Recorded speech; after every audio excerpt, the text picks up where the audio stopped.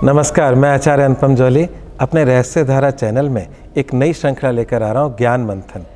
ज्ञान मंथन में देश के विदेश के जो महान विद्वान हैं उनसे आपको इंट्रोड्यूस करेंगे और उनके ज्ञान का हम लाभ लेंगे। और मैं को बताते हुए बड़ी खुशी हो रही है कि जैसे अगर हम ज्योतिष की बात करें, क्योंकि ज्योतिष पे मैं बहुत ज़्यादा फोकस रहा हूँ, तो ज्योतिष के अनेक काल हुए हैं, पाराश्रय काल, वराहमिहिर काल। अगर हम बात करें आधुनिक काल की, तो इसमें अगर योगदान की बात करें तो डॉक्टर वी रमन जी का बहुत बड़ा नाम है, जिन्होंने संस्कृत के ग्रंथों को इंग्लिश में अनुवाद किया और उन्हीं के एक शिष्य जेड अंसारी ने उसको हिंदी में अनुवाद किया। तो अगर साउथ में अगर हम देखें तो डॉक्टर वी रमन, और अगर हम नॉर्थ में देखें तो अरुण बंसल जी का नाम इसमें आता है एक मील के पत्थर के रूप में, क्योंकि जिस ज़माने में भारत के अंदर कंप्यूटर ने एंट्री की थी, उस समय अरुण बंसल जी ने पूरे विश्व को भारतीय ज्योतिष का वो ज्ञान उस सॉफ्टवेयर के थ्रू प्रकट किया, जो हमारे घर घर के अंदर हजारों लाखों ज्योतिषियों के जीवन का एक अंग बना और उनकी आजीविका का भी एक अंग बना। साथ ही साथ अरुण बंसल जी ने ज्योतिष शिक्षण का एक बहुत बड़ा कार्य शुरू किया all India federation of astrology society के नाम से, जिसके तहत 100 से ज़्यादा चैप्टर भारत में और बहुत सारे चैप्टर विदेशों में रहे, जहां लोग विधिवत रूप से आज भी ज्योतिष पढ़ रहे हैं। ज्योतिष का एक बहुत बड़ा लिटरेचर, एजुकेशनल लिटरेचर इन्होंने तैयार किया, इनके सॉफ्टवेयर में भी वो लिटरेचर है। तो इस प्रकार से हम सब लाभान्वित हो रहे हैं अरुण बंसल जी के इस मेहनत के लिए। परंतु आज खुशी की बात यह है कि अरुण बंसल जी मेरे साथ हैं, तो क्यों ना हम रूबरू होकर ज्योतिष के वो गूढ़ सब्जेक्ट जिनसे लोग दूर भागते हैं, जिसको समझ में आना थोड़ा सा कठिन होता है, उन पे बहुत सरल तरीके से अरुण बंसल जी हमें समझाएंगे, जिससे हमारे बहुत अच्छे कॉन्सेप्ट क्लियर हो सकते हैं।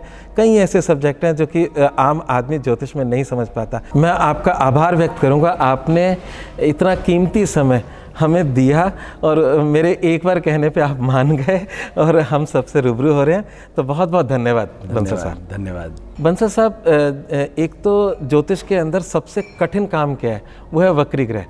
आम ग्रहों को हर कोई समझ जाता है क्योंकि वो मार्गी हैं, अपने रास्ते पे चल रहे हैं, पर जो रास्ते से उल्टा चल रहे हैं तो उनकी क्या गणित है, विस्तार से एक बार सबको बताएं, क्योंकि मेरे ख्याल से एक कुशल से कुशल ज्योतिषी भी अटकता है तो वक्री ग्रह पे अटकता है। ये कैसे बनते हैं, क्या होता है, इसका एक सरल मतलब माध्यम से हम जानना चाह रहे थे आपसे।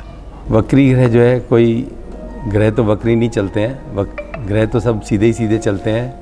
पृथ्वी हमारी सूर्य के चारों तरफ चक्कर लगा रही है और बाकी ग्रह जो है वो सूर्य के तरफ, वो भी सूर्य के चारों तरफ चक्कर लगा रहे हैं। लेकिन जब हम पृथ्वी से देखते हैं तो वो हमें विपरीत चलते हुए दिखाई देते हैं। कारण है स्पीड का डिफरेंस। जैसे कि एक गाड़ी, अगर हमारी दोनों एक पैरेलल पटरी पे चल रही हैं, दो गाड़ियाँ, और अगर वो दोनों गाड़ियाँ आगे जा रही हैं और एक गाड़ी तेज़ चल रही है, तो जो तेज़ चल रही है गाड़ी, उसको हल्की चलती हुई गाड़ी जो है विपरीत दिशा में जाती हुई दिखाई देगी।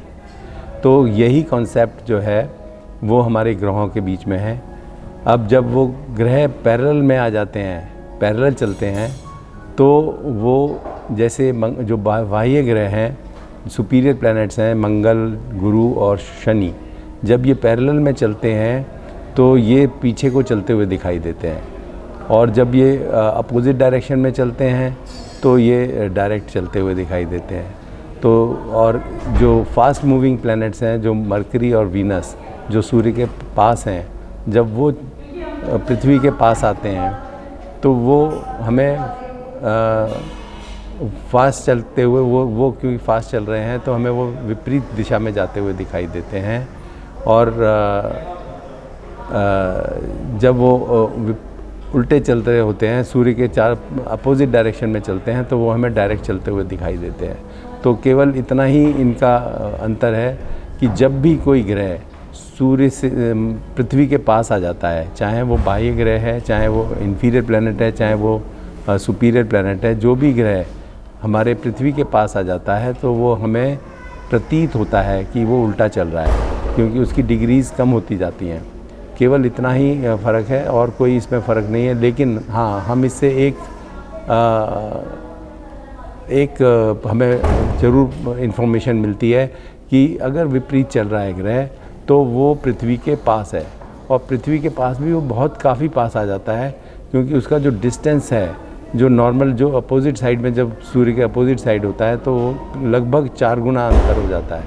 4 गुना अंतर से जो हमारी जो ग्रेविटेशनल लॉ है उसके अनुसार डिस्टेंस अगर 4 गुना हो जाता है तो जो उसका जो फोर्स ऑफ अट्रैक्शन है वो 1/16 हो जाता है, 16वां हिस्सा रह जाता है सिर्फ। तो मतलब इतना ज़्यादा फ़र्क पड़ता है।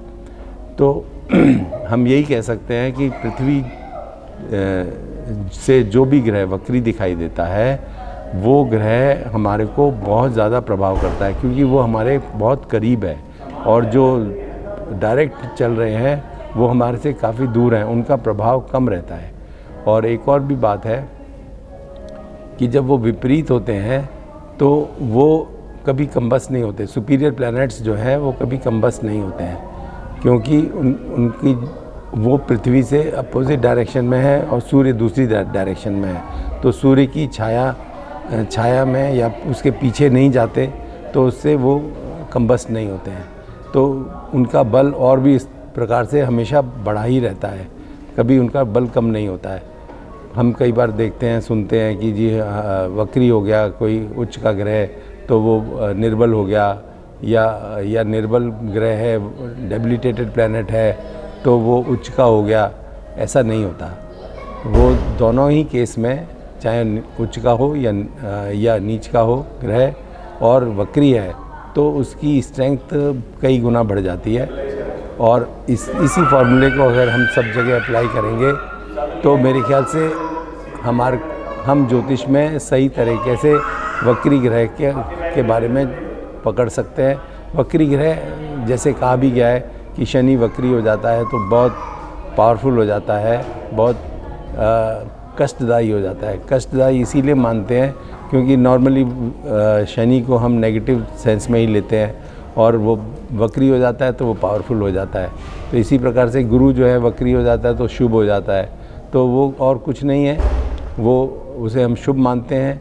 तो लेकिन ऐसा नहीं है कि वो शुभ ही हो जाता है सिर्फ। गुरु भी जो है अगर हमारा अनिष्ट कारक है, क्योंकि अष्टमेश है, षष्ठेश है, द्वादशेश है, या कोई और जगह बैठा हुआ है और अच्छा नहीं है, शुभ नहीं है, तो अगर अनिष्ट कारक है तो वह गुरु भी जो है वक्री होने के बाद वो अनिष्ट ज़्यादा करेगा। तो हमें सिर्फ वक्री से इतना ही समझना चाहिए कि वक्री ग्रह का मतलब है पावरफुल प्लैनेट, और उसका बल जो है कम से कम 10 गुना, और 10 गुना से लेकर 20 गुने तक का उसका असर बढ़ जाता है। यही एक इसका सूक्ष्म है उसका शानदार।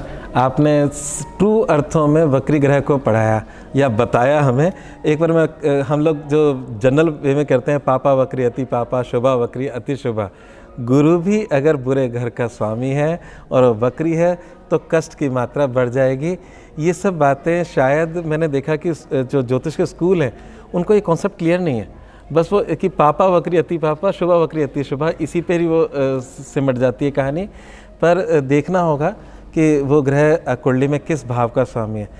बहुत बहुत धन्यवाद बंसल साहब, आपने मतलब वक्री को ट्रू अर्थों में क्लियर किया, नहीं तो ये सालों तक इसमें लोग अटके ही रह जाते हैं। धन्यवाद। धन्यवाद। नमस्कार।